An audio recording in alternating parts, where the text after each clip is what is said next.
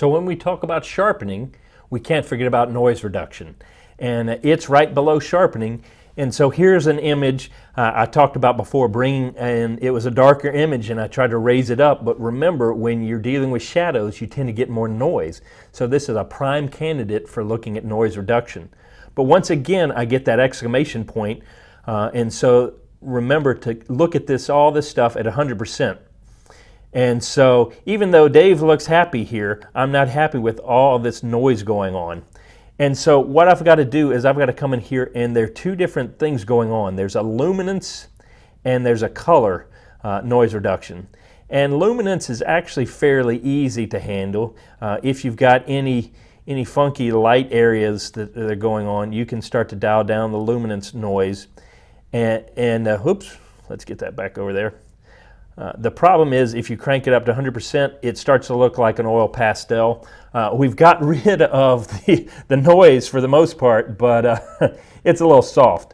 One of the things that you want to do is remember that just like before, you can dial up and down the amount of detail and the areas that you want the contrast in.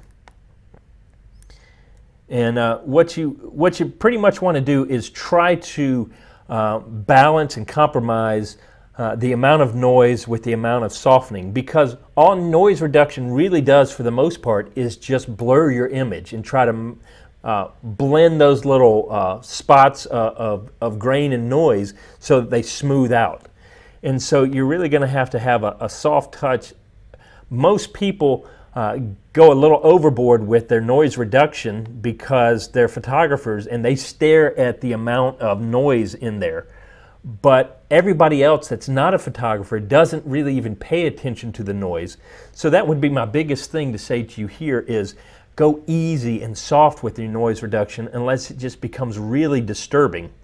The other thing is you've got your color reduction here. If you've got a situation where you've got chromatic aberrations, or if there's, you get the grain and stuff in an area that's giving you a color cast kind of noise to it, then you're going to want to deal with the color and knock that down.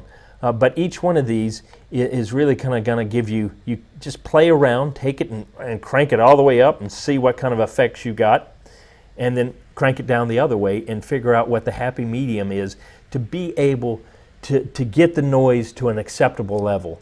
And whatever you think is an acceptable level, then drop it down a little bit more, because anybody else looking at your photograph is not going to notice the noise as much as you are. As a matter of fact, if you go walking up to bus stops and billboards and all this stuff, go look at those images, and even though they're out there on the market for everybody to see, there's a lot of noise in them, and they're probably not as sharp as you think they are.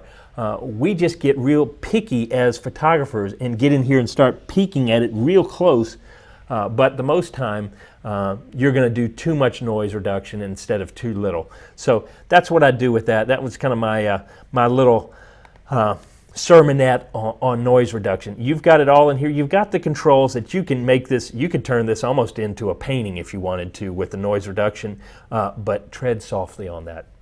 Hope that helps.